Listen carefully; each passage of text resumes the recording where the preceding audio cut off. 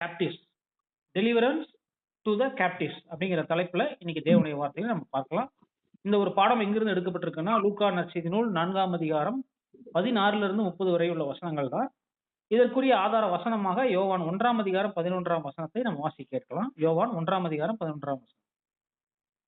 யோவான் 1ஆம் அதிகாரம் 11ஆம் வசனம். அவர் தமக்கு சொந்தமானதிலே வந்தார், அவருக்கு சொந்தமானவர்களோ அவரை ஏற்றுக்கொள்ளவில்லை. பாருங்க, நம்முடைய ஆண்டவராய் இயேசு கிறிஸ்துவை பற்றி சொல்லும்போது, அவர் தமக்கு சொந்தமானதிலே வந்தார் அப்படின்னு சொல்லும்போது, சொந்தமானவர்கள் அப்படின்னு சொல்லும்போது, பாருங்க, இதோ என் ஜனங்கள் அப்படின்னு பிதாவாகிய தேவனால அங்கீகரிக்கப்பட்ட இஸ்ரேல் ஜனங்கள். அந்த இஸ்ரேல் ஜனங்கள் மத்தியில வந்திருந்த நம்முடைய ஆண்டவராய் இயேசு கிறிஸ்து, பாருங்க, அவருக்கு சொந்தமானவர்களோனா எப்படி நம்ம புரிந்து கொள்ளலாம்னா, தேவன் என் ஜனங்கள்னு சொன்ன அந்த ஜனங்கள். அப்ப சொந்தமானவர்கள் அப்படின்னா, நீங்கள் என் கட்டளைகளை கீழ்ப்படிந்து நடந்தீங்கன்னா நீங்கள் எனக்கு சொந்த சம்மதாக இருப்பீர்கள், பூமி எல்லாம் என்னுடையதுன்னு அங்க ஆபிரகாம் கொடுத்த வாக்குத்தத்தத்துல சொந்த ஜனங்களா இருக்கக்கூடிய இஸ்ரேல் ஜனங்கள் மத்தியில நம்முடைய ஆண்டவராய் இயேசு கிறிஸ்து வந்திருக்கிறார். ஆனா இவங்க ஏத்துக்கிட்டாங்களா அப்படின்னு கேட்டோம்னா, கண்டிப்பா ஏத்துக்கலைங்கிறது தான் நம்ம சொல்லணும். அன்புக்குரிய சகோதர சகோதரிகளே, பாருங்க, அந்த வகையில நம்ம பார்க்கும்போது ஆண்டவராய் இயேசு கிறிஸ்து பிறந்த ஊர் எதுன்னு கேட்டீங்கன்னா, பிறந்த ஊர் எதுங்க? பெத்லஹேம். பெத்லஹேம்ல நம்முடைய ஆண்டவராய் இயேசு கிறிஸ்து அங்க என்ன பண்றாருன்னா பிறக்கிறார். ஆனா அவர் வளர்ந்த இடம் எதுன்னு கேட்டீங்கன்னா, நாசரேத். அங்க நாசரேத்துல தான் என்ன ஆகுறாரு அப்படின்னு பார்க்கும்போது, நம்முடைய ஆண்டவராய் இயேசு கிறிஸ்து என்ன ஆகுறாரு அப்படின்னு பார்த்தீங்கன்னா, அங்க வளர்றாரு அப்படிங்கறத நம்ம பார்க்கணும். சரி, இப்ப இந்த நாசரேத் ஜனங்களுடைய பொறாமை, கூட இருக்கக்கூடிய ஜனங்களுடைய பொறாமை, அதாவது ஆங்கிலத்துல சொல்லும்போது பிரைடு காரணமாக ஏற்பட்ட அநேக பிரச்சனைகள் தான் இங்க நம்ம பார்க்கணும். சாதகங்கள் மற்றும் பாதகங்கள்.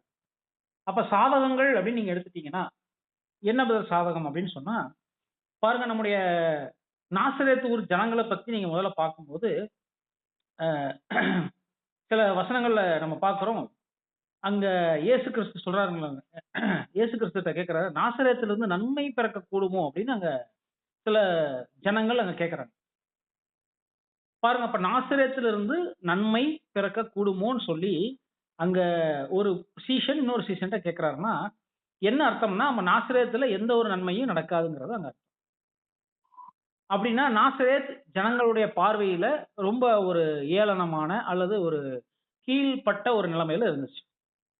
எப்படி பிரதர் அப்படின்னு கேட்டீங்கன்னா, இந்த நாசரேத் அப்படிங்கிற கலிலேயாவில் உள்ள அந்த நாசரேத் பட்டணம்லாம் எப்படி இருந்துச்சுன்னு பாத்தீங்கன்னா, ஏறக்குறைய கடலோர ஜனங்கள், ரொம்ப ஏழ்மையான ஜனங்கள், இந்த மாதிரி இருக்கக்கூடிய ஜனங்கள் மத்தியில தான் அங்க இயேசு கிறிஸ்து வாழ்ந்தார். அப்படிப்பட்ட இந்த நாசரேத் அப்படிங்கிற ஒரு எளிமையான பட்டணத்துக்குள்ள இப்ப இயேசு கிறிஸ்து வாழ்ந்து கொண்டிருக்கிறார். இப்ப இயேசு கிறிஸ்து இப்ப என்ன பண்றாருன்னா, 30 வயசுக்கு அப்புறமா அங்க அவர் செய்யக்கூடிய அற்புதங்கள், போதனைகள், நீங்க ஒருவேளை வசனங்கள் நீங்க எடுத்துட்டீங்கன்னா, யோவான் மன்னிக்கவும், லூக்கா நற்செய்தி நூல் 4ஆம் அதிகாரம், அங்க நீங்க வசனங்கள் நீங்க எடுத்துட்டீங்கன்னா, 16ஆவது வசனம் என்ன சொல்லுது அப்படின்னு பார்த்தீங்கன்னா, தாம் வளர்ந்த ஊராகிய நாசரேத்துக்கு அவர் வந்து தம்முடைய வழக்கத்தின்படியே ஓய்வு நாளில் ஜெப ஆலயத்திலே பிரவேசித்து வாசிக்க எழுந்து நின்றார். இப்ப இதுக்கு முன்னாடி எங்க இருக்கிறார் அப்படின்னு கேட்டோம்னா, நீங்க அந்த 4ஆம் அதிகாரத்தை, லூக்கா 4ஆம் அதிகாரத்தை ஃபுல்லா படிச்சு பார்த்தீங்கன்னா, அவர் என்ன பண்றாரு அப்படின்னா, அங்க சோதனை, ஞானஸ்தானத்துக்கு அப்புறம் அங்க சோதனைக்கு உட்படப்படக்கூடிய அந்த காரியங்கள், 3 விதமான சோதனைகள்லாம் அங்க கொடுக்கப்பட்டிருக்கு. அந்த சோதனைகள் முடிஞ்சதுக்கு அப்புறமா இயேசு கிறிஸ்துவுக்கு நேர்ந்த அந்த 3 சோதனைகள், சாத்தானால் அங்க 3 சோதனைகள், நீங்க கல்லுகளை அப்பமாக்குங்க, தேவாலயத்திலிருந்து குதிங்க போன்ற இந்த மாதிரி 3 சோதனைகள். பாருங்க, இப்ப இந்த சோதனைகள்லாம் அங்க நடந்து முடிஞ்சதுக்கு அப்புறமா இப்ப எங்க வர்றாரு அப்படின்னு கேட்டோம்னா, நாசரேத்துக்கு அவர் வர்றாரு. வளர்ந்த ஊராகிய நாசரேத். இப்ப அங்க என்ன நடக்குது அப்படின்னு கேட்டோம்னா, ரெகுலரா அதாவது நீங்க பாருங்க, வசனம் எப்படி சொல்லுது, தம்முடைய வழக்கத்தின்படியே அப்படின்னா, அவர் என்ன பண்ணிட்டு இருந்தாருன்னா, ஜெப ஆலயத்துக்கு கடந்து போயிட்டு இருந்தாரு. அங்க போகக்கூடிய ஜெப ஆலயத்துல என்ன பண்றாருன்னா, வழக்கத்தின்படி அவர் என்ன பண்றாரு அப்படின்னு பார்க்கும்போது, வாசிக்க எழுந்து நின்றார். அப்படின்னா ஆல்ரெடி அங்க என்ன பண்ணிருக்கலாம், பென்டாட்டிக் தோரா, அதாவது அவங்களுடைய இஸ்ரேல் ஜனங்களுடைய அந்த தோரா புஸ்தகத்தை அவங்க எடுத்து வாசிச்சிருக்கலாம். சரி பிரதர், இப்ப கேள்வி என்னன்னா, அவர் வாசிச்ச புஸ்தகம் எந்த புஸ்தகம்? நம்ம பொதுவா என்ன நினைக்கிறோம்னா, தோரானா என்ன நினைச்சுக்கிட்டோம்னா, ஒருவேளை பாருங்க 5 ஆகமங்கள் மட்டும்தான் அப்படின்னு நம்ம நினைச்சிட்டு இருக்கிறோம். ஆனா இயேசு கிறிஸ்து வாசிச்ச அந்த புஸ்தகம் என்ன புஸ்தகம் அப்படின்னு நீங்க அடுத்த வசனத்தை நீங்க கொடுக்கும்போது, அப்பொழுது ஏசாயா தீர்க்கதரிசியின் புஸ்தகம் அவரிடத்தில் கொடுக்கப்பட்டது அப்படின்னு. அப்ப கொடுக்கப்படுற புஸ்தகமே என்ன புஸ்தகம்? ஏசாயா. கர்த்தருடைய காலகட்டத்துல இயேசு கிறிஸ்துவிடத்துல கொடுக்கப்பட்ட புஸ்தகம் ஏசாயா. அப்ப இந்த ஏசாயா புஸ்தகத்தை அங்க வாசிக்கிறார் அப்படிங்கறத நம்ம பார்க்கிறோம். சரி, இப்ப இதற்கு முன்னாடி அங்க அவரை பற்றி என்ன நடக்குது அப்படின்னு கேட்டோம்னா, அதாவது இயேசு கிறிஸ்துவை செய்யக்கூடிய அற்புதங்கள் மற்றும் இயேசு கிறிஸ்து செய்யக்கூடிய போதனைகள் அங்க என்ன ஆகுது அப்படின்னு பார்க்கும்போது, ஜனங்கள் மத்தியில பயங்கரமா பரவுது. நாசரேத்தூர், கலிலேயா அங்க மட்டும்தான் பரவுதா அப்படின்னு கேட்டா, அது மட்டுமல்ல, கீழ இருக்கக்கூடிய யூதேயா தேசத்திலையும் பரவுது, சமாரியாவிலையும் பரவுது. அப்ப பரவுறதுனால தான் நம்முடைய ஆண்டவராய் இயேசு கிறிஸ்து எல்லா இடங்களுக்கும் இப்ப போனாலே அவரை தேடி ஓடி வர்றாங்க. என்னன்னு? எங்களுக்கு அற்புதம் நடக்கும், எங்களுக்கு குணம் கிடைக்கும் அப்படின்னு சொல்லி என்ன பண்றாங்கன்னா, நிறைய பேர் அவரை தேடி வர்றாங்க. வர்றாங்கன்னா என்ன காரணம்? இந்த கலிலேயா ஜனங்களால, அல்லது இன்னும் சரியா சொன்னா நாசரேத் ஜனங்களால அங்க கர்த்தருடைய புகழ் என்ன ஆகுதுன்னா எல்லா பக்கம் பரவுது. அப்ப இவர் செய்த அற்புதங்கள், அடையாளங்கள், போதனைகள் எல்லாமே அங்க எங்க ஊர்ல, எங்க ஜனங்கள் மத்தியில, எங்க குடும்பத்துல ஒருத்தர் வந்திருக்காருயா, அவர் இப்படிப்பட்ட அருமையான விஷயத்த செய்யறாருன்னு இப்ப ஜனங்கள் மத்தியில அங்க அந்த புகழ் வந்து என்ன ஆகுதுன்னா கட கட கட கடன்னு ஜனங்கள் மத்தியில பரவிட்டே இருக்கு. இதுதான் அந்த ஜனங்களால வந்த சாதகமான ஒரு நிலைமை ஆண்டவராய் இயேசு கிறிஸ்து. ஆனா பாதகமான நிலைமை அப்படின்னு சொல்லும்போது பாருங்க, இங்க இந்த நாசரேத் ஜனங்களுடைய குடும்பங்களின் மத்தியில தான் யாரு இருந்திருக்கிறார்? நம்முடைய ஆண்டவராய் இயேசு கிறிஸ்து. அப்ப இயேசு கிறிஸ்து வாழ்ந்த வாழ்க்கை என்ன? அவர் குடும்பம் யாரு? சொந்தங்கள் யாரு? அப்படின்னு நல்லாவே தெரிஞ்சு வச்சிருந்தாங்க. அதனாலதான் கேட்கறாங்க, இவர் தச்சனுடைய மகன் அல்லவோ? யோசேப்பின் குமாரன் அல்லவோ? இவங்களுடைய தாயும் சகோதரர்களும் நம்மிடத்துல தானே இருக்கிறாங்க. இவனுக்கு எப்படி அறிவு வந்துச்சு? அன்புக்குரிய சகோதர சகோதரிகளே, பாருங்க, இயேசு கிறிஸ்து கூடவே இருக்கிறார். அவருடைய சொந்தக்காரங்க எல்லாம் கூடவே இருக்கிறாங்க. பாருங்க, நம்ம வசனங்கள்ல பாக்குறோம் என்னன்னா, தீர்க்கதரிசிக்கு சொந்த ஊர்ல என்ன இல்லையாமா? மதிப்பே இல்ல. பாருங்க, இது பின்னாடி வசனங்கள்ல அங்க சொல்லப்பட்டிருக்கு. அன்புக்குரிய சகோதர சகோதரிகளே, அப்ப பாருங்க, அங்க என்ன நடக்குது அப்படின்னு பார்க்கும்போது, அங்க ஆண்டவராய் இயேசு கிறிஸ்து என்னதான் அங்க அவங்களுக்கு உபதேசம் பண்ணாலும் சரி, என்னதான் அவங்களுக்கு அற்புதங்கள் செய்தாலும் சரி, அவங்க அதை என்னவா நினைக்கிறது இல்லைன்னு கேட்டோம்னா, ரொம்ப பெஸ்ட்டா அவங்க நினைக்கிறது இல்ல. மாறாக அவங்களுக்குள்ள போட்டி, இவனுக்கு மட்டும் எப்படி இந்த அளவுக்கு வந்துச்சு? பாருங்க, இங்க ஆண்டவராய் இயேசு கிறிஸ்துவ பத்தி இந்த நாசரேத்தூர் ஜனங்கள் என்ன நினைக்கலாம்னா, நம்ம கூட தான் இருந்தாரு. நம்ம கூட தான் இந்த இயேசு இருந்தாரு. 30 வயசு வரையும் நம்ம கூட இருந்தாரு. இந்த 30 வயசுக்கு அப்புறம் அவர் என்ன ஆயிட்டாருங்க? வீட்ட விட்டு வெளிய போயிட்டாரு. வீட்ட விட்டு வெளிய போயிட்டாரு. இப்ப வீட்டுக்கு வர்றதில்ல அதிகமா. பாருங்க, 40 நாளுக்கு மேல வீட்டுக்குலாம் வரல. இப்ப பார்த்துட்டீங்கன்னா வர்றாரு. நெறைய அவருடைய பேச்சுக்கள்லாம் கேட்டோம்னா ரொம்ப ஆச்சரியப்படும்படியாக இருக்கு. இன்னும் சொல்லும்போது நெறைய அற்புதங்கள்லாம் செய்றாரு. அப்படிலாம் நம்ம பார்க்கும்போது, ஒருவேளை நீங்க இப்படி ஒரு கேள்வி கேட்கலாம். ஏன் பிரதர்? அப்படின்னா, ஞானஸ்தானத்துக்கு முன்னாடி எங்கேயாவது அற்புதங்கள் செஞ்சிருக்கிறாரா? அப்படின்னு கேட்டோம்னா, கண்டிப்பா இல்ல. ஏன்னு கேட்டோம்னா, நம்ம வசனங்கள் வாயிலா பார்க்கும்போது, அங்க இது கானாவூரில் செய்யப்பட்ட முதலாம் அற்புதம் அப்படின்னு அங்க சொல்லப்பட்டிருக்கு. அப்படின்னா இயேசு கிறிஸ்து அதுக்கு முன்னாடி அற்புதங்கள்லாம் எதுவும் செய்யல. சரி, அப்படின்னா இங்க புதுசா இவர் 30 வயசுக்கு அப்புறம் இந்த பவர் எப்படி கிடைச்சது? பயங்கர இப்ப பேசுற பேச்சும் பார்த்துட்டீங்கன்னா எப்படி இருக்கு? அந்த உடன்படிக்கை யோவான் ஸ்நானன்ட்ட போயிட்டு வந்தாரு. இப்ப பார்த்துட்டீங்கன்னா இவர் எப்படி ஆயிட்டாருங்க? பேச்சும் வல்லம பயங்கரமா இருக்குது. அவர் செய்யக்கூடிய அற்புதங்களும் பயங்கரமா இருக்குது. இது தங்களுக்கு சாதகமா இருக்கிற வரையும் அந்த நாசரேத்தூர் ஜனங்கள் அத சப்போர்ட் பண்ணிட்டு இருந்தாங்க. ஆனா சாதகம் இல்லாமல் இப்ப இயேசு கிறிஸ்து மற்ற இடங்களுக்கு போகிறார் அப்படின்னு தெரிஞ்ச உடனே அவங்களுக்குள்ள உள்ளுக்குள்ள என்ன வந்துருச்சு அப்படின்னு கேட்டோம்னா, ஒரு கோபம் வந்துருச்சு. ஆங்கிலத்துல சொன்னா பிரைடு, பொறாமை வந்துருச்சு அப்படிங்கிறது தான் இந்த பாடத்துல எழுதுனா நம்முடைய மூத்த சகோதரர் குறிப்பிடுறாரு. பாருங்க, இப்ப இங்க சினகாக்குன்னா அந்த தேவாலயத்துக்கு, நாசரேத்தில் இருக்கக்கூடிய ஒரு தேவாலயத்துக்கு இப்ப ஆண்டவராய் இயேசு கிறிஸ்து இப்ப வாசிக்க எழுந்து நிற்கிறாரு. அவர் கையில என்ன கொடுக்கப்பட்டிருக்குன்னா ஏசாயா புஸ்தகம் கொடுக்கப்பட்டிருக்கு. அப்ப ஆண்டவராய் இயேசு கிறிஸ்து என்ன பண்றாருன்னா, அந்த ஏசாயா 61ஆம் அதிகாரத்துல இருக்கக்கூடிய அந்த முதல் 3 வசனங்களை எடுத்து வாசிக்கிறார். வாசிச்சு முடிச்ச உடனேவே இப்ப அடுத்தது என்ன நடக்குது அப்படின்னு நீங்க வசனங்கள்ல நீங்க வாசிச்சீங்கன்னா என்ன சொல்றாருன்னா, 20ஆம் வசனம் சொல்லப்பட்டிருக்கு. வாசித்து புஸ்தகத்தை சுருட்டி பணிவிடைக்காரரிடத்தில் கொடுத்து உட்கார்ந்தார். ஜெப ஆலயத்தில் உள்ள எல்லாருடைய கண்களும் அவர் மேல் நோக்கமா இருந்தது. அப்படின்னா அங்க என்ன நடக்குது அப்படின்னு பார்க்கும்போது, அடுத்து ஆண்டவராய் இயேசு கிறிஸ்து இந்த வசனத்துக்குரிய விளக்கத்தை ஏதோ சொல்ல போறார் அப்படிங்கிறத எல்லாருடைய கண்களும் அவரை உற்று நோக்குது. ஏன்னா இவர் ஏதோ ஒன்று சொல்லணும். அந்த வசனத்தினுடைய விளக்கத்தை அங்க சொல்லணும். அதுக்காக எல்லாரும் காத்திருக்கும் போது அங்க ஆண்டவராய் இயேசு கிறிஸ்து என்ன பண்றாருன்னு பாருங்க. 21ஆம் வசனத்துல, அப்பொழுது அவர் அவர்களோட பேசத் துவங்கி, உங்கள் காதுகள் கேட்க இந்த வேத வாக்கியம் இன்றைய தினம் நிறைவேறிற்று என்றார். பாருங்க, இன்னைக்கு நிறைவேறிற்றுன்னு சொல்றாரு. சொன்ன உடனே எல்லா ஜனங்களும் எங்க வசனம் என்ன சொல்லப்பட்டிருக்குன்னா 22ஆம் வசனம், எல்லாரும் அவருக்கு நற்சாட்சி கொடுத்து அவருடைய வாயிலிருந்து புறப்பட்ட கிருபையுள்ள வார்த்தைகளை குறித்து ஆச்சரியப்பட்டு, இவன் யோசேப்பின் குமாரன் அல்லவோ என்றார்கள் அப்படின்னு பார்க்கிறோம். பாருங்க அன்புக்குரிய சகோதர சகோதரிகளே, நீங்க நல்லா கவனிச்சு பாருங்க. அப்ப அவரை இப்ப அப்ரிஷியேட் பண்றாங்க. அவர் சொன்ன வார்த்தைகளுக்கு உடனே என்ன பண்றாங்க? அப்ரிஷியேட், ஆமா கரெக்ட் அப்படின்னு சொல்லி அங்க அங்கீகாரம் பண்றாங்க. ஆனா இதே ஜனங்கள் இன்னும் கொஞ்ச நேரத்துல என்ன நடக்க போகுது? ஏன்னா இனி அடுத்து இயேசு கிறிஸ்து என்ன பண்ணுவாருன்னா, இவங்க என்ன பேசுனாங்களோ அதுக்கு எகைன்ஸ்டா ஒரு விஷயம் பேசுவாரு. பேசின உடனே என்ன பண்ணுவாங்க? இவர அடிக்கதான் மாட்டாங்க. மற்றபடி இழுத்துட்டு போவாங்க. தர தரன்னு இழுத்துட்டு போய் இவர கொலை செய்யறதுக்காக பயங்கரமா ஒரு ஆக்ரோஷமா என்ன பண்ணுவாங்கன்னா, இந்த ஜனங்கள் கூட்டிட்டு போவாங்க. அன்புக்குரிய சகோதர சகோதரிகளே, பாருங்க அப்ப இயேசு கிறிஸ்து அங்க விளக்கம் அளிக்கும்போது முதல்ல இவங்க என்ன பண்றாங்க அப்படின்னு பார்க்கும்போது அங்கீகரிக்கிறாங்க. ஆனா அதுக்கப்புறம் பாருங்க அதிருப்தியான முறுமுறுப்புகள், எதிரான ஒரு எரிச்சலின் வெடிப்பு, எரிச்சல் பாருங்க, ஐயோ இப்படி பேச வைத்தாரே அப்படின்னு ஒரு எரிச்சல். ஏன் அப்படின்னு கேட்டோம்னா, பாருங்க இப்ப இதே வெளியில இருந்து யாராவது பேசியிருந்தாங்கன்னா எப்படி இருக்கும்? கீழ இருக்கக்கூடிய யூதேய ஜனங்கள் ஒருவேளை பேசியிருந்தாங்கன்னா, அவங்க கிட்ட தேவாலயம் இருக்குது. அவங்க நம்மள கேவலமா பேசுறாங்கன்னா, சரி அது வேற ஜனங்கள். ஆனா, இங்க பேசுறது யாருன்னா, நம்ம மத்தியில இருக்கக்கூடிய, நம்ம கூட இருக்கக்கூடிய இந்த சின்ன பையன், நம்மள வயசுல நம்மளோட சின்னவர். இவரு இப்ப என்ன பண்றாரு? நம்மள பத்தி பேசுறாரே! அப்படிங்கிறது அவங்களால என்ன பண்ண முடியல? ஏற்றுக்கொள்ள முடியல. நம் இனத்துக்கு ஏற்ற புத்தி இவருக்கு இல்லாம போச்சே! இவர் ரொம்ப அறிவாளி மாரி பேசுறாரே! அப்படிங்கும்போது அவங்களுக்குள்ள என்ன ஆகுதுன்னா, ஒரு காம்ப்ளக்ஸ் அல்லது ஒரு பொறாமை அங்க ஏற்படுதுங்கிறத இங்க நம்முடைய மூத்த சகோதரர் குறிப்பிடுறாரு. ஏன்னா நீங்க பாருங்க, இவங்க அடுத்து என்ன மைண்ட்ல இருக்கிறாங்கங்கிறத ஆண்டவராய் இயேசு கிறிஸ்து உணர்ந்துட்டார். என்னன்னா, இவங்க அற்புதங்களுக்காகவும், இவங்க நம்மிடத்திலிருந்து ஆறுதலான வார்த்தைகளுக்காக தான் இவங்க காத்திருக்கிறாங்க.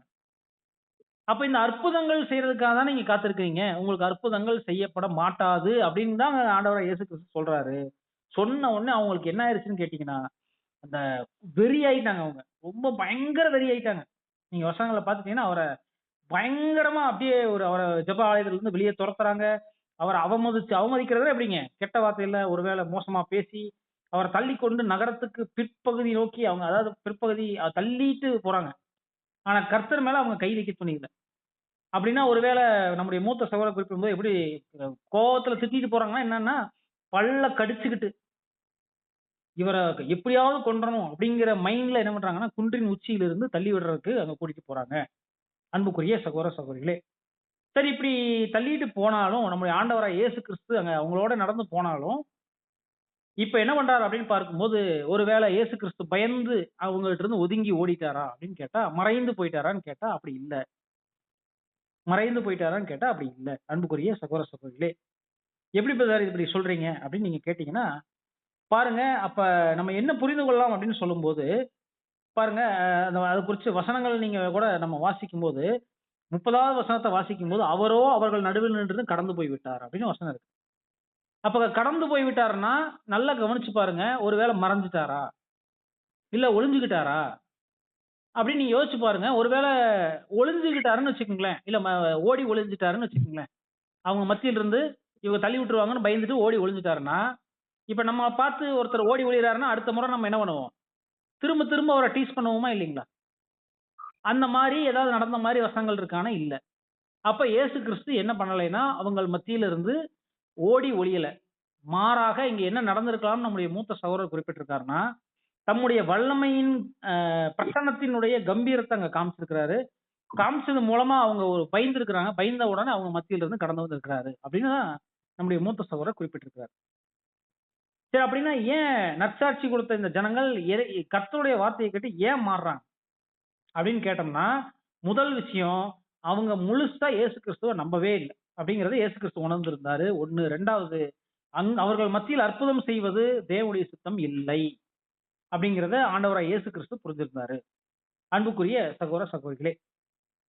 அப்படின்னா அற்புதம் எதுக்காக? அற்புதம் எதற்காக செய்யணும் அப்படின்னு கேட்டோம்னா, பாருங்க இன்னைக்கு இருக்கக்கூடிய கிறிஸ்தவ மண்டலங்கள்ல இன்னைக்கு நெறைய பேர் அற்புதங்கள், அடையாளங்கள் இப்படி எல்லாம் செஞ்சுட்டு இருக்காங்க.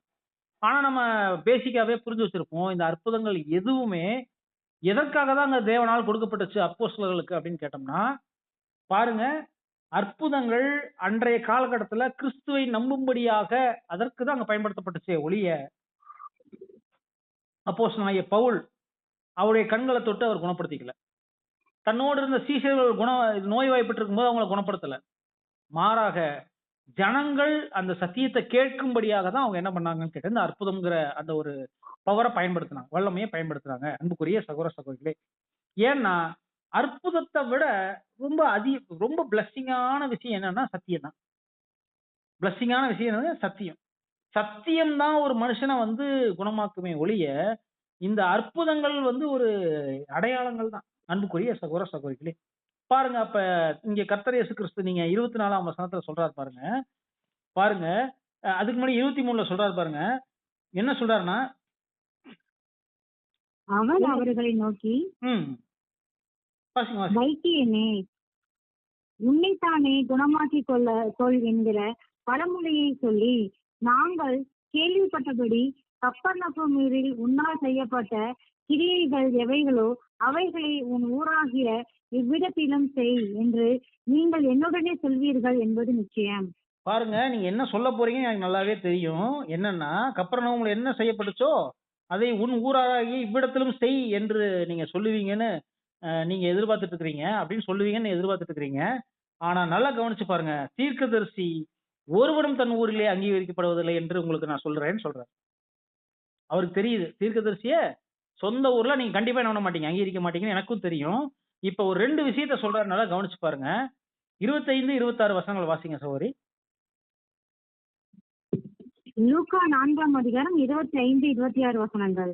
அன்றியும் எலியாவின் நாட்களிலே 3 வருஷமும் 6 மாதமும் வானம் அடைபட்டு தேசமெங்கும் மிகுந்த பஞ்சம் உண்டாயிருந்த போது இஸ்ரவேலுக்குள் அநேகம் விதவைகள் இருந்தார்கள். ஆயினும் எலியா சீதோன் நாட்டிலுள்ள சரெப்தா ஊரில் இருந்த ஒரு விதவையினிடத்திற்கு அனுப்பப்பட்டானே அல்லாமல் மற்ற ஒருத்தியிடத்திற்கும் அனுப்பப்படவில்லை. பாருங்க அப்ப என்ன விஷயம் நம்ம இங்க சொல்லப்பட்டிருக்கு அப்படின்னா, 2 விஷயத்த பத்தி அங்க பேசுறாரு அன்புக்குரிய. இன்னொரு விஷயத்தையும் வாசிருங்க. 26 வாசிருங்க சகோதரி. அது வாசிருங்க. 27 வாசிருங்க. 27 வாசிருங்க. அல்லாமலும் ம். எலிசா தீர்க்கதரிசியின் காலத்திலே இஸ்ரவேலருக்குள்ளே அநேகம் குஷ்டரோகிகள் இருந்தார்கள். ஆயினும் சீரியா தேசத்தனாகிய நாகமானை அல்லாமல் அவர்கள் வேறொருவனும் சுத்தமாக்கப்படவில்லை என்று சத்தியத்தின்படியே உங்களுக்கு சொல்லுகிறேன் என்றார். பாருங்க ஆண்டவராய் இயேசு கிறிஸ்து இங்க மிக அருமையான ஒரு விஷயத்த சொல்றாரு. என்ன விஷயம் கேட்டோம்னா, பாருங்க இஸ்ரேல் ஜனங்கள் மத்தியில எவ்வளவோ விதவைகள் இருந்திருக்கிறாங்க. ஆனா எலியா அந்த 3 1/2 வருஷம் அந்த பஞ்ச காலகட்டத்துல யார் தான் அங்க போஷிக்கப்படும்படி யாரிடத்துல அனுப்பப்பட்டார் அப்படின்னு கேட்டோம்னா, சீதோன் அப்படிங்கிற சரப்தா ஊர்ல இருந்த ஒரு விதவையின் இடத்துல. அப்படின்னா அது வந்து ஒரு புறஜாதி தேசம். அந்த புறஜாதி தேசத்துல தான் இருக்கக்கூடிய ஒரு விதவைகிட்ட அங்க எலியா அங்க அனுப்பப்பட்டார் அப்படிங்கிற விஷயத்த சொல்றாங்க. அடுத்தது அதே மாதிரி பாருங்க, அடுத்தது எலிசா. எலிசா குறித்த காரியங்கள் நீங்க நல்லா கவனிச்சு பாருங்க. எலிசா வந்து இஸ்ரேல் தேசத்துல தான் இருக்கிறார். இஸ்ரேல் தேசத்துல அநேக குஷ்டரோகிகள் இருக்கிறாங்க. எந்த குஷ்டரோகியாவது தேவனுடைய மனுஷனாகிய தீர்க்கதரிசியே என்ன காப்பாத்துங்கன்னு சொல்லி போய் நின்னாங்களான்னு கேட்டோம்னா இல்ல. யாரும் நம்பல. பாருங்க அங்க நாகமான் கூட அங்க நம்பிக்கை இல்லதான். ஆனா நீங்க நல்லா கவனிச்சு பாருங்க. ஒரு மனுஷன் சொன்னதுக்காக அந்த ஒரு பெண் சொன்னதுக்காக என்ன பண்ணாங்க அப்படின்னு பார்க்கும்போது அங்க வந்து எலிசாவின் இடத்துல வந்து நிக்கிறார். அதுக்கப்புறம் இன்னொரு மனுஷன் சொன்னதுக்காக போய் அந்த 7 முறை அங்க முங்கி எழுகிறார் அப்படிங்கிறத நம்ம பார்க்கிறோம்.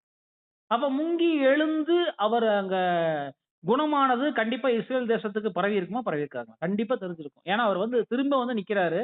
என்னன்னு சொல்றாருன்னா, இந்த தேவனுடைய மனுஷன் இருக்கக்கூடிய இந்த ஸ்தலத்துல இருந்து நான் கொஞ்சம் மண்ண எடுத்துட்டு போறேன். அப்படின்னு அங்க கேட்டு போகக்கூடிய விஷயங்கள் எல்லாமே, அதுபோக அதுக்கப்புறம் கேஎஸ்சிக்கு அந்த குஷ்டரோகம் பிடிக்கிற விஷயங்கள் எல்லாமே நம்ம படிச்சிருக்கிறோம். அப்படின்னா இந்த விஷயங்கள் இஸ்ரேல் தேசத்துக்குள்ள பரவி இருக்குமா? பரவி இருக்காதான்னு கேட்டா, ஏன்னா இப்ப இஸ்ரேல் தேசத்தினுடைய அதாவது ராஜாவே பயந்து நடுங்கிட்டு இருந்த ஒரு சூழ்நிலை. ஏன்னா, என்னால செய்ய முடியாத ஒரு விஷயத்த நீ சொல்றீன்னா என்ன காரணம்? என்னைய வந்து நீ ஏதோ அடிமைத்தனம் பண்றதுக்காக தான் வர்றேன்னு அந்த ராஜாவே நடுங்கிட்டு இருக்கிறாரு. அப்பதான் எலிசா என்கிட்ட நீங்க அனுப்பிச்சு விடுங்கன்னு அந்த விஷயத்த சொல்றாரு. அவர் அங்க எலிசா இடத்துல வந்து அங்க குணமான விஷயத்த நம்ம பார்க்கிறோம். அப்படின்னா, இப்ப இது ராஜாவுக்கும் தெரியும். ராஜாவே நடுக்குறாருன்னா அந்த தேசத்து ஜனங்கள் எல்லாருக்குமே ஒரு பயங்கரமான ஒரு சூழ்நிலை. அப்படின்னா இங்க நாகமான் குணமான விஷயம் இஸ்ரேல் தேசத்துல எல்லாருக்குமே தெரிஞ்சிருக்கும். அப்படின்னா நாகமான் அப்படிங்கிற ஒரு ஒரு படை தளபதி தன்னுடைய குஷ்டரோகம் குணமாக்கப்பட்டாருங்கிற விஷயம் எல்லாருக்குமே தெரிஞ்சிருக்கும் போது இஸ்ரேல் தேசத்துல இருந்து நிறைய பேர் போய் அப்ப அவர் குணமானார்னா என்னையும் குணப்படுத்துங்கன்னு போய் கேட்டிருக்கலாமே. ஆனா வசனங்கள்ல கவனிச்சு பாருங்க, ஒருத்தர் கூட அப்படி கேட்ட மாதிரி வசனம் இல்லை. அதனாலதான் இங்க இயேசு கிறிஸ்து சொல்றாரு, நாகமான் தவிர வேற யாரும் அங்க என்ன பண்ணப்படல அப்படின்னு பார்க்கும்போது சுத்தமாக்கப்படவில்லை என்று சத்தியத்தின்படியே உங்களுக்கு சொல்லுகிறேன்னு சொல்றாரு. அப்படின்னா என்ன அர்த்தம்? தெரிஞ்சாலும் நீங்க போக மாட்டீங்க. இப்ப புரியுற மாதிரி சொன்னா பாருங்க, இப்ப உங்க ஊர்ல ஒரு ஒரு ஸ்தலம் வந்து நல்ல ஃபேமஸான ஸ்தலம் இருக்குன்னு வச்சுக்கோங்களேன். ஒரு எக்ஸாம்பிள் சொல்றேன். அந்த ஸ்தலம் வந்து உங்களுக்கு எப்படி தோணும்? அட இது ஒரு ஃபேமஸான ஸ்தலம். பட் ஆனா அப்படி ஒண்ணும் எங்களுக்கு ஒண்ணும் பார்வையில இல்ல. நீங்க என்ன பண்ணிட்டு இருப்பீங்க? வேற ஒரு ஸ்தலத்துக்கு புண்ணிய ஸ்தலம் அப்படின்னு சொல்லி நம்பிட்டு இருப்பீங்க. ஆனா உங்க ஏரியாவுக்கு பல ஊர்கள்ல இருந்தும் பல மாநிலங்கள்ல இருந்தும் தேடி தேடி வர்றவங்களும் இருப்பாங்க. ஆனா கிட்ட இருக்கவங்களுக்கு அது என்ன இருக்காது? இதெல்லாம் ஒரு ஸ்தலமா அப்படின்னு சொல்லி எல்லாம் நினைக்கக்கூடிய அளவுக்கு இருக்கும் அன்புக்குரிய சகோதர சகோதரிகளே. அப்படின்னா என்ன நம்ம சொல்ல வரோம் அப்படின்னு கேட்டோம்னா, தீர்க்கதரிசிக்கு சொந்த ஊர்ல மதிப்பில்ல. தீர்க்கதரிசிக்கு சொந்த ஊர்ல மதிப்பில்ல. அப்படின்னா இயேசு கிறிஸ்துவே வந்து பக்கத்துல நின்னாலும், அவருடைய ஜனங்கள் மத்தியில வந்து நின்னாலும், அவருடைய அற்புதங்கள் தேவை. ஆனா அவர் சொல்லக்கூடிய போதனைகள் நம்மளுக்கு என்ன இல்லைங்க, தேவையில்லைங்கிற எண்ணத்துல தான் அங்க நிறைய பேர் இருந்தாங்க அப்படிங்கறத நம்ம புரிந்து கொள்ளணும் அன்புக்குரிய சகோதர சகோதரிகளே. இன்னைக்கு கூட நம்ம மத்தியில கூட பாருங்க, இன்னைக்கு கிறிஸ்தவர்கள் அவங்கள விட இன்னைக்கு பைபிள் ஸ்டூடெண்ட்ஸ் தான் இன்னைக்கு நிறைய தேவனுடைய வார்த்தைகளை கற்றுக்கொள்றோம். கற்றுக்கொண்டதுக்கு அப்புறம் இப்ப என்ன ஆயிருது? ஒரு அஜாக்கிரதை. அஜாக்கிரதைன்னா என்னங்க? தேவன் நம்மளை மன்னிச்சிருவார் அப்படிங்கிற ஒரு யதார்த்தம். பாருங்க, மற்ற ஜனங்கள் கூட ஜெபம் எல்லாம் பாத்துட்டீங்கன்னா எத்தனை தடவை ஒரு நாளைக்கு ஜெபம் பண்றாங்க. நம்ம எல்லாம் ஜெபம் பண்றது எத்தனை தடவை பண்றோம்? ரொம்ப கம்மியாயிருச்சா இல்லைங்களா?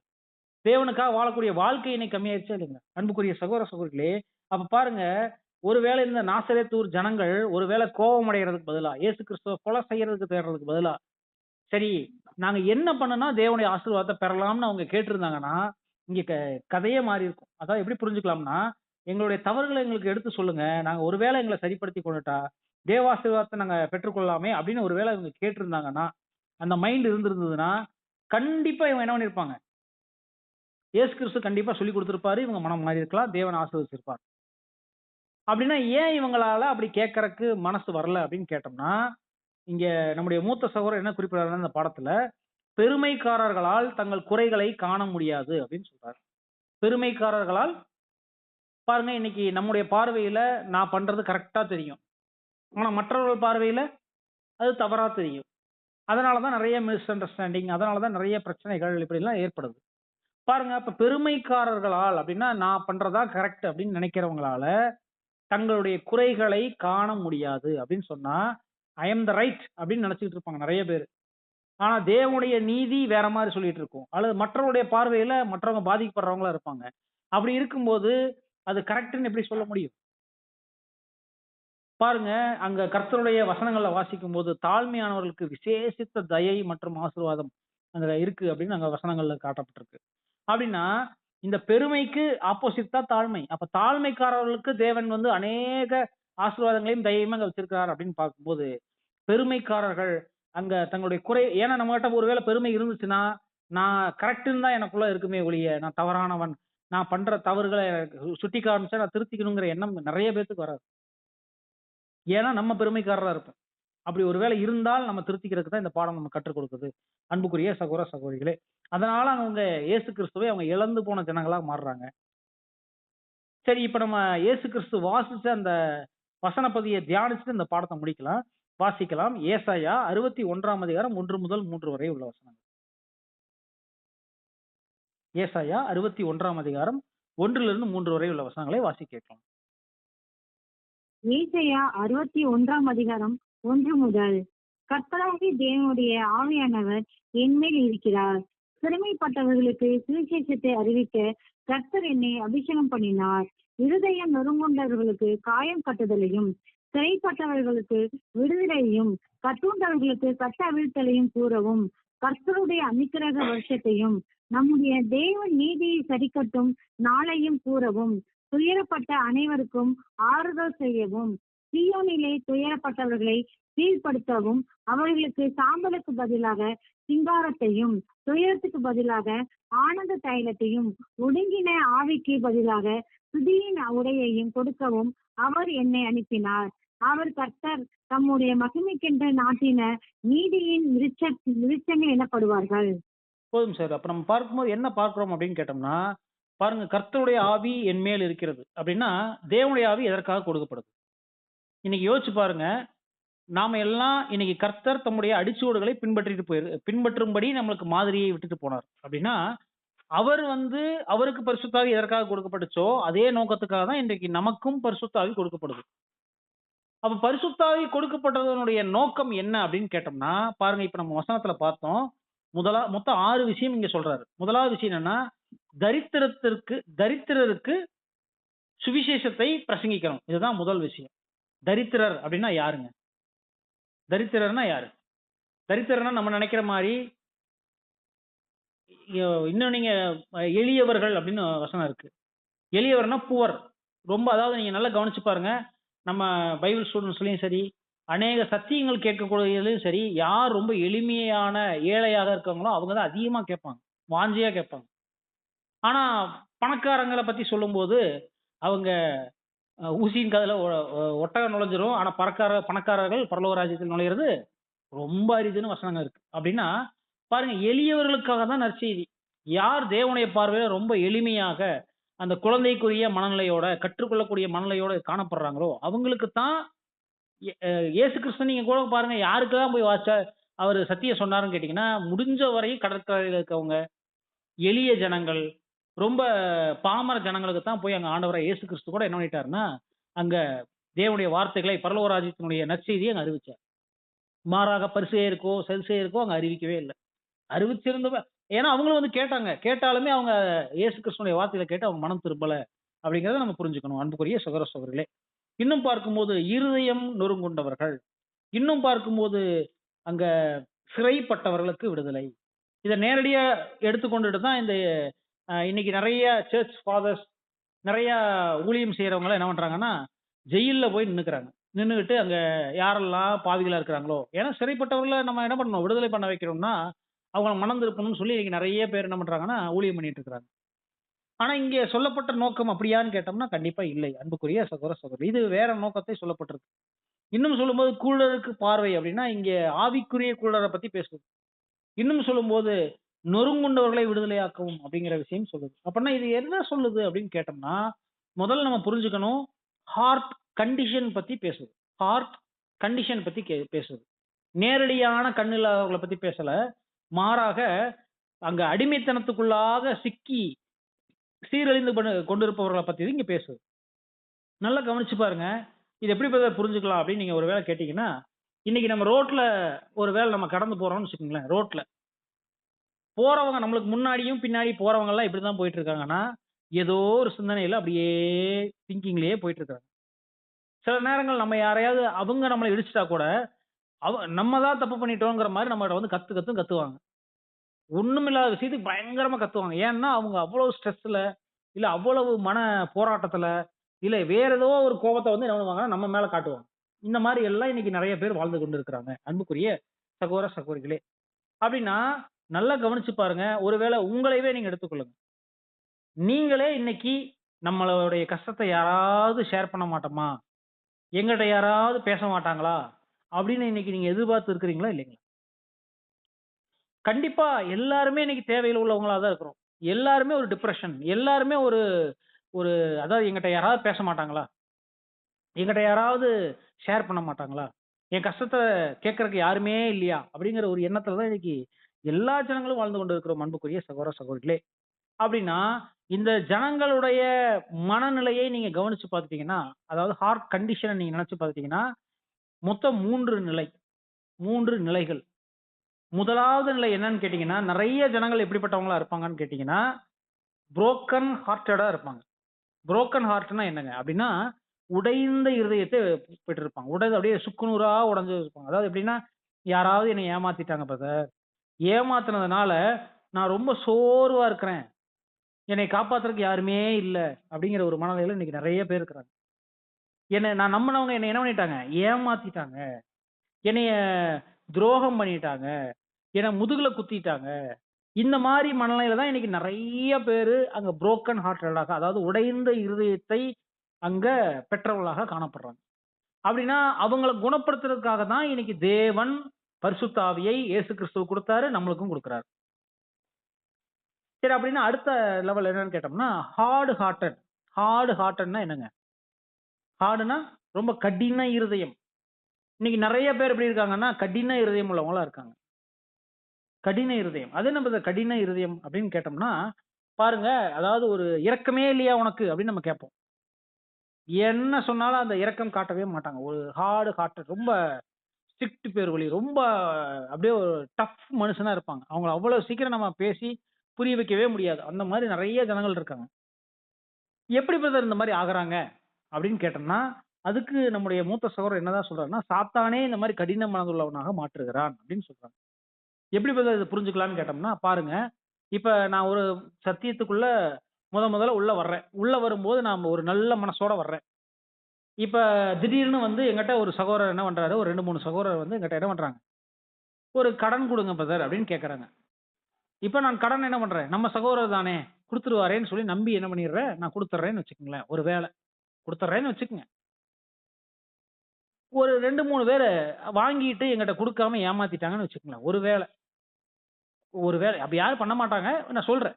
ஏமாத்திட்டாங்கன்னு வச்சுக்கோங்களேன். இப்ப மனசு என்ன ஆயிரும்னா, அடுத்து யாராவது உண்மையிலேயே தேவை இருந்து நம்மகிட்ட வந்து கஷ்டம்னு வந்து நின்னா கூட நான் குடுக்க மாட்டேன். ஏன்னா குடுத்தா நீங்க என்ன பண்ண மாட்டீங்க? தரமாட்டீங்க, ஏமாத்திருவீங்க. நான் இவ்வளவு ஏமாந்துருக்கிறேன். அப்ப நான் இனிமே என்ன பண்ண மாட்டேன். இனி யாருக்கும் என்கிட்ட இருந்து ஒரு சல்லி பைசா கிடைக்காது. அப்படின்னா என்னாச்சு? என் மனசு கடினமாயிருச்சு.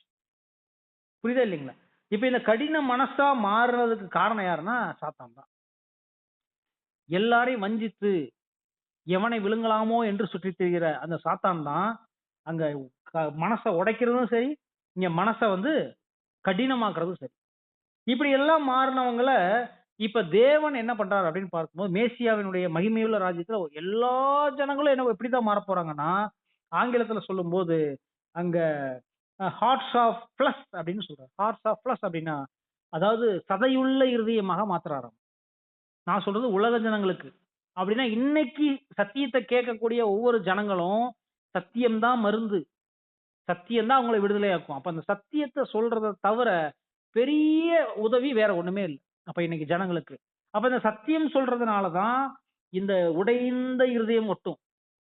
சத்தியம் மற்றவர்களுக்கு சொல்வதன் மூலமாக தான், கவலைப்படாதீங்க, தேவன் நம்மோட இருக்கார், கிறிஸ்து நம்மோட இருக்காருன்னு சொன்னாதான் அந்த ஒரு ஆறுதலான வார்த்தை என்ன பண்ணும் அப்படின்னு கேட்டோம்னா, அவங்களுடைய கடினமான இருதயத்தை ஹார்ட்ஸ் ஆஃப் ஃபிளஷ், அதாவது என்னன்னா சதையுள்ள இருதயமாக மாற்றும். குருடான நிலைமையில இருக்கிறவங்கள பார்வையடைய செய்யும். அடிமைத்தனத்துல இருக்கிறவங்க, அடிமைத்தனம் சொல்லும் போது இன்னைக்கு நல்லா கவனிச்சு பாருங்க. அடிமைத்தனம் அப்படின்னு சொன்னோம்னா இன்னைக்கு அநேகர் பரம்பரைக்கு அடிமையா இருக்கிறாங்க. எங்க பரம்பரை எப்படிப்பட்ட பரம்பரை தெரியுங்களா அப்படின்னு சொல்றாங்க. இன்னும் சொல்லும் போது நான் நோய் இருக்கு, நான் நோய்வாய்ப்பட்டிருக்கிறேன், என்னுடைய நோய் பெரிய நோய், அந்த நோயிலேயே அடிமைப்பட்டவங்களா இருக்கிறாங்க. இன்னும் சிலர் வந்து பாத்தீங்கன்னா ஜாதி ரீதியா அடிமையில இருக்கிறாங்க, அடிமைத்தனத்துல இருக்கிறாங்க. எங்க ஜாதி என்ன ஜாதி, நாங்க ஜாதிகளோட தான் கலந்துக்குவோம், ஜாதிகளோட தான் நாங்க என்ன பண்ணுவோம் இருப்போம். இந்த மாதிரி சில குறைபாடுகள்னால என்ன ஆகுறாங்கன்னா அநேகர் எப்படி இருக்கிறாங்கன்னு கேட்டா அடிமைத்தனத்துக்குள்ள இருக்கிறாங்க. ஆனா கிறிஸ்து என்ன சொல்லிட்டாருன்னா சுயாதீனத்தை கொடுக்கிறார். சுயாதீனம்னா என்னங்க? முழுமையான சுதந்திரம், முழுமையான சுதந்திரம், முழுமையான விடுதலை. அந்த முழுமையான விடுதலைக்குள்ள வர்றதுக்கு தான் பரிசுத்த ஆவி சத்தியத்தின் மூலமாக அவர்களுக்குள்ள கிரியை செய்கிறார். இன்னும் சொல்லும் போது காயப்பட்டவர்கள், பிரதர் என்னை அவர் அப்படி பேசிட்டார், பிரதர் என்னை இவங்க இப்படி பேசிட்டாங்க, இப்படி பேசுனதுக்கெல்லாம் காயம் கட்டக்கூடிய வேலை யார் தான் செய்வாங்கன்னா, யார் பரிசுத்த ஆவியினால் நிரப்பப்பட்டவங்களோ அவங்க தான் இந்த காயம் கட்டக்கூடிய வேலையை செய்து அவங்களை குணப்படுத்துவார். நல்லா யோசிச்சு பாருங்க, எக்லீசியால எத்தனை பேர்த்துக்கு நான் காயம் கட்டக்கூடிய வேலையை நான் செஞ்சிருக்கிறேன்னு நீங்க யோசிச்சு பாருங்க. நான் நம்ம ஒவ்வொருத்தரும், பிரதர் நான் நிறைய பேர்த்துக்கு காயம் தான் படுத்திருக்கேன்னா எங்கிட்ட என்ன இல்லைங்க, பரிசுத்த ஆவி இல்ல. நான் யாரையும் குணப்படுத்தலைன்னா எங்கிட்ட பரிசுத்த ஆவி இல்ல. நான் யாரையும் விடுதலை செய்யலைன்னா எங்கிட்ட பரிசுத்த ஆவி இல்ல. யாருக்கு பார்வை கிடைக்கிறதுக்கு நான் விரும்புறது இல்ல, இல்ல செய்யறது இல்லைன்னா, அப்படி ஒரு பிரயாசத்தையே செய்யறது இல்லைன்னா, கண்டிப்பா எனக்கும் கடின இருதயம் உள்ளவனா இருக்கிறேன், எனக்கும் பரிசுத்த ஆவி இல்ல. அப்ப பரிசுத்த ஆவி இருந்தா நான் மற்றவர்கள் பார்வை அடைவதற்கு நான் என்ன பண்ணுவேன், உதவி செய்வேன், சத்தியம் சொல்லி உதவி செய்வேன்.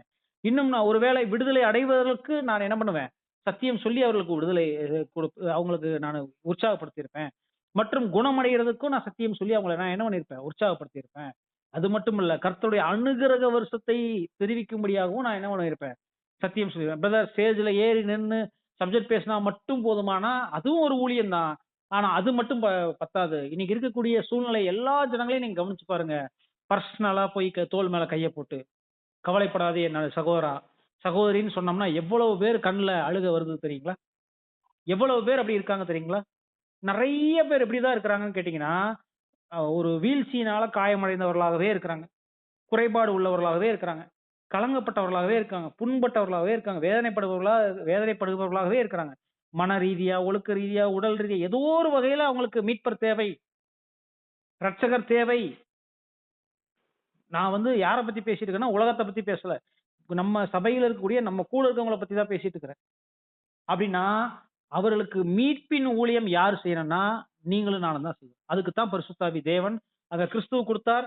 அந்த கிறிஸ்து அங்க அடிச்சுவடுகளை பின்பற்றி நடக்கக்கூடிய நமக்கும் அங்க பரிசுத்த ஆவி கொடுக்கப்படுதுன்னா, அதனுடைய நோக்கம் என்ன அப்படின்னு கேட்டோம்னா, நாம் பாவத்திலிருந்து இந்த சிறுமந்தைய என்ன பண்ணணும்? கிறிஸ்துவினுடைய உடன் சுதந்திரராக மாற்றக்கூடிய வாய்ப்பு நான் செய்யணும். எங்க செய்யணும்னா, வேற எங்கேயோ இல்ல. என்னுடைய சபையில நான் செய்யணும். நான் போற இடங்கள் எல்லாம் செய்யணும். மீட்கக்கூடிய, ரட்சிக்கக்கூடிய வேலையை நான் செய்யணும். அதத்தான் கர்த்தர் இயேசு கிறிஸ்து செஞ்சார். அவருடைய அடிச்சுவடுகளை பின்பற்றணும்னா என்னன்னா, மற்ற ஜனங்களையும் பாவங்கள்ல இருந்தும், அடிமைத்தனத்துல இருந்தும், அவங்க காயப்பட்ட நிலைமையில இருந்தும் அவங்கள மீட்கணும். அந்த மீட்கிற வேலையை யார் செய்யறாங்களோ, அவங்க கிட்ட பரிசுத்த ஆவி இருக்கிறது.